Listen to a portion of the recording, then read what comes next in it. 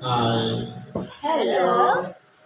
sa pangalan ko ng dakilang Panginoon Kristo, bilang magpapatuloy ng ating ginaganap na pasasalamat para sa templong ito ng San Mateo.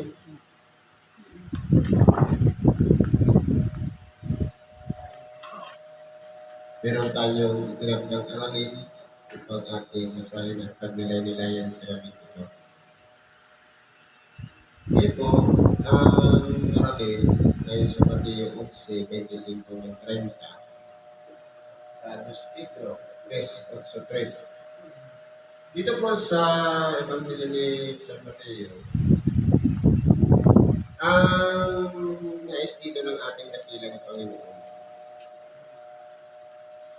Sabi niya, ako'y nagpapasalamat sa iyo, Ama, Panginoon ng langit at lupa, na iyong inilig ang mga bagay na ito sa mga pantas at matatalino at ipinahayag mo sa mga sanggol. Ano po ba itong alam ng mga sanggol o ipinapahayag sa mga sanggol, pero pagdating sa mga pantas o matatalino, nakatag na lumalabas na lihim? Sabi dito sa 21, sabi niya, mula sa bibig ng mga sanggol at sumususo ay iyong niluhos ang papuri. Sa makatuwid, yung ginagawa ng isang sanggol na pag-iyak, pagsambit, bukang bibig niya, habang siya'y umiiyak, ito po ang tinatawag na pagpupuri sa Diyos. Kasi pagka mga pantas na, matatalino na, marami nang alam, hindi niya naman magawa na gayahin yung iyak ng mga sanggol. Kaya, hindi po yan maaaring gawin nila. Pero yung mga bata, kapag sila ay nangangailangan ng tulong, ang una nilang tinatawagan, ang Diyos ang makapangyarihan sa lahat. Sabi dito sa 89:8 ng awit, O Panginoong Diyos ng mga hukbo, sinong makapangyarihan kaya mo uha? Makatuwid yung salitang O-O-H at D-E-H, ay pagtawag sa pangalan ng Diyos ng mga batang umiiyak o sanggol na sumususo. Pagpupuri malayag sa Diyos. Ngayon, sabi nito nga, Ama, sapagkat gayon ang nakalugod sa iyong paningin. Kasi po yun po yung kalooban niya na ang mga bata ay tumatawag sa kanya sa oras na pangangailangan. Bagamat hindi natin naunawaan yung kawalan ng iyak ng bata, pero sila pala ay nagpupuri na sa Diyos. Pero bakit hindi magulang yung tinatawag? Bakit Diyos ang tinatawagan? Sapagkat sa kanilang kalagayan lamang na imamalas nila na mas importante yung Diyos na pinapapurihan natin kaysa sa mga magulang. Kasi wala pa nga siyang muwang. Sabi pa, ang lahat ng mga bagay ay ibinigay na sa akin ng Ama. Sino may hindi nakakilala sa anak, kundi ang Ama. Sino may hindi nakakilala sa anak, kundi ang anak. At yung ibiging pagpahayagan ng anak. Yung pagkakilalan po kasi ng Ama at anak, sila po mismo ang nagpapatibay na dalawa. Lubusang kilala ng Ama ang anak. Ganon din ang anak sa Ama. At sa pagdating sa tao, hindi lahat nakakaunawa ito. Hindi yung lang pinagkalooban ng pagpahayagan ng anak. Ito ang pangyayari natin na ng Panginoon. Magsiparito sa akin kayong lahat ng napapagal na bibigit ang lubha at kayo aking papagpahingahin. Paano po ba dumarating ang isang tao sa kanilang mga pagpapagal at nangabibigat ang lubha? Meron tayong mga danasin dito sa ibabaw ng sanlibutan, katulad ng mga problema, katulad ng pinagdadaanan sa kuna, karamdaman. Sila po yung mga nangapapagal na kung wala ng ibang inaasahan, kundi ang Diyos. At ang ibibigay ng Diyos, kapag lumapit sa Kanya, kasi sabi niya, magsiparito. Meron tayong gagawing move. At ang ibibigay niya naman sa atin ay kapahingahan ng ating kaluluwa. Anong klaseng kapahingahan? Walang iba, yung maramdaman natin yung presensya ng Diyos sa ating buhay, sa oras ng ating nabigatan sa ating buhay.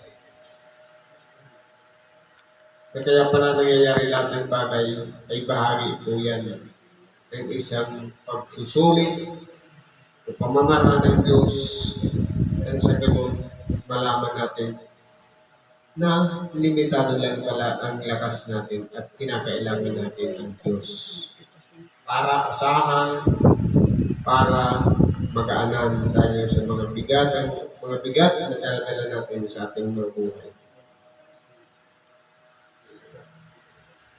Maliban sa pagkapahingahan binibigay ng Diyos, meron pong kinakailangan tayong gagawin.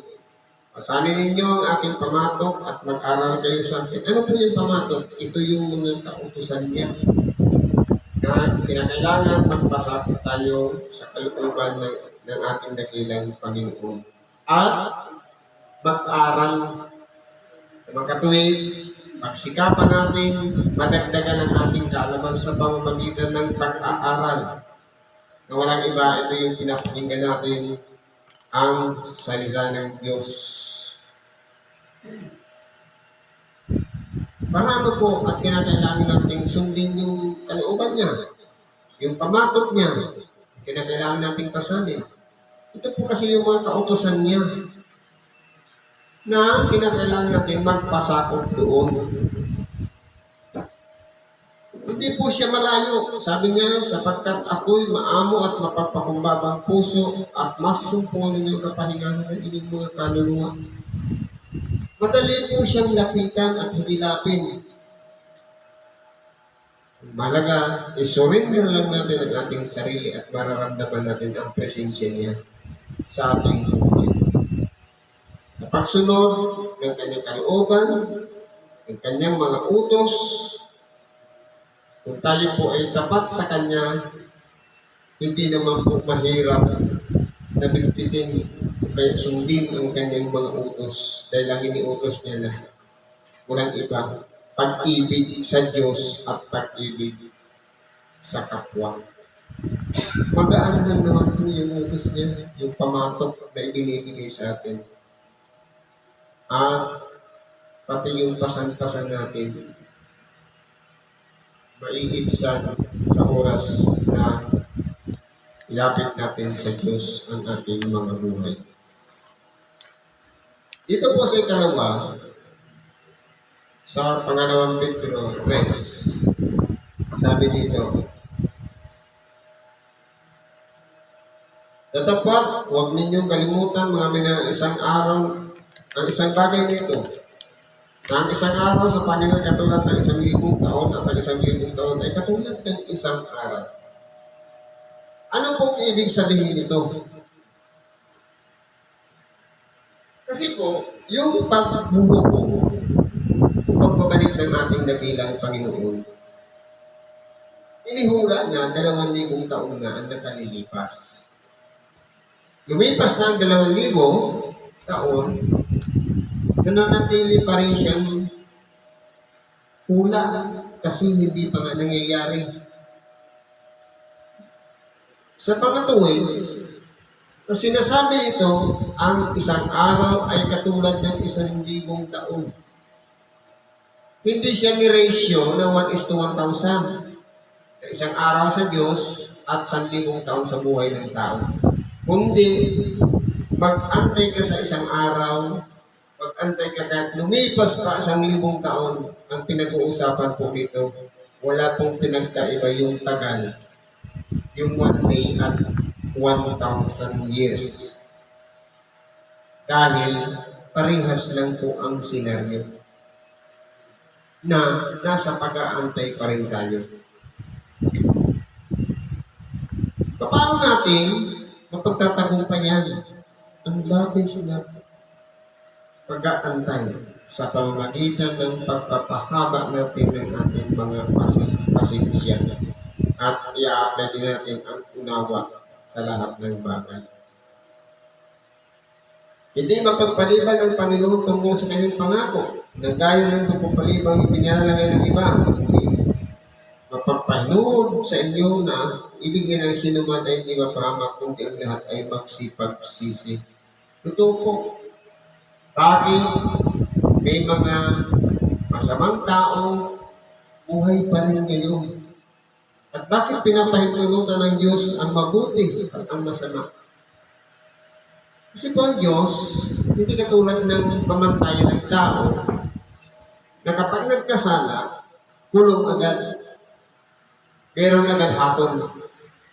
Pero pagdating sa Diyos, ang tao, maging mabuti man siya o masamang tao, meron pong tinatawag na pagtitindi ang Diyos na kinakailangan lahat maranasan natin ang kapatawarang ibinibigay ng Diyos sa bawat isa sa atin. At hindi niya sinasaran ang pintuan na kung saan hindi na pwedeng magbago ang tao. Kundi lahat ay masumpong na nawa ang tinatawag na pagsisisi. Kaya kung mapapansin natin, yung mga nangyayari sa ating kapwa ng mga ginagawa nilang kasamaan, bakit hindi pa nililipol ng Diyos ang mga masama? Upang sa ganun, napagtanto natin na kaya pala yung ginagawa ng Diyos dahil mahalaga ang bawat isa sa atin sa kanyang harapan. Kaya binibigyan niya pa ng chance na magsisi ang sino mang makasalanan. Kaya tapat, dating araw ng Panginoon, na gaya ng magnanakaw, na ang sangkalitan sa araw na iyon,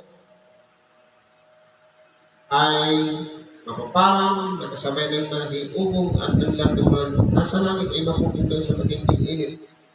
At ang lupa, at ang gawang nasa lupa ay pawang masusunog.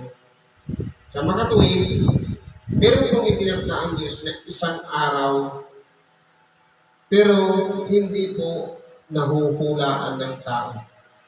Inalintulad siya sa isang magnanakaw na hindi alam kung kailan babalik.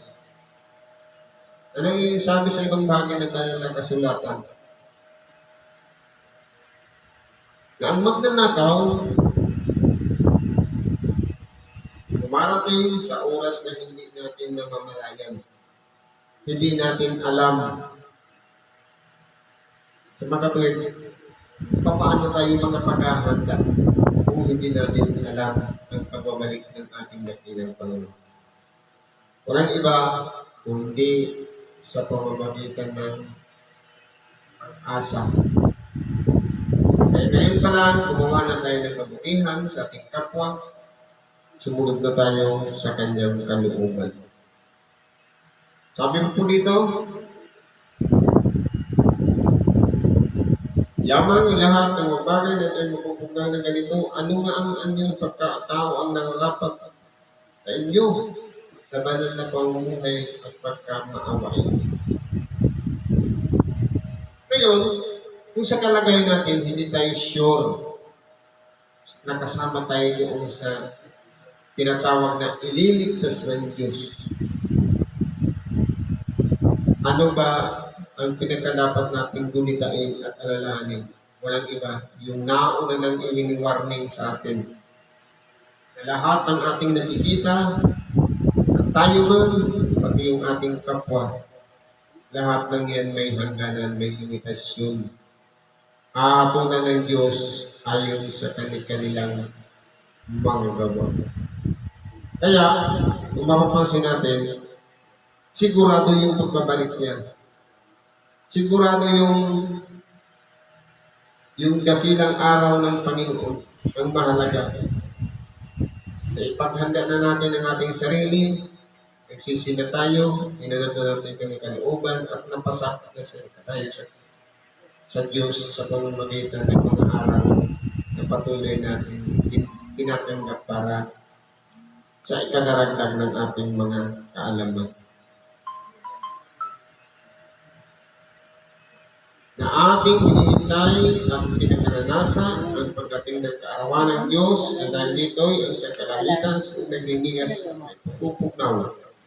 Mabagay sa langit merito na sa matinding init. Ngunit, ayon sa kanyang pangako, ay naghintay tayo ng bagong langit, bagong lupa na pinagtahanan ng katwiran. Kumbaga, kinakailangan pa rin natin ang pag-ingat sa kabila ng ating paghihintay ng pagbabalik ng ating dakilang na. Nanaway, huwag tayong madungisan, huwag tayong madala sa mga pagsubok at tukso na dumarating sa ating buhay. Patuloy na nating pagtagumpayan ang lahat ng bagay upang sa ganun tayong lahat ay sama-samang sasalubong sa pagbabalik ng ating dakilang buhay. Siguro ganito na lang, pagkitibayin na sa oras ito. Salamat sa Diyos. Isang mapagpalang gabi sa bawat isa.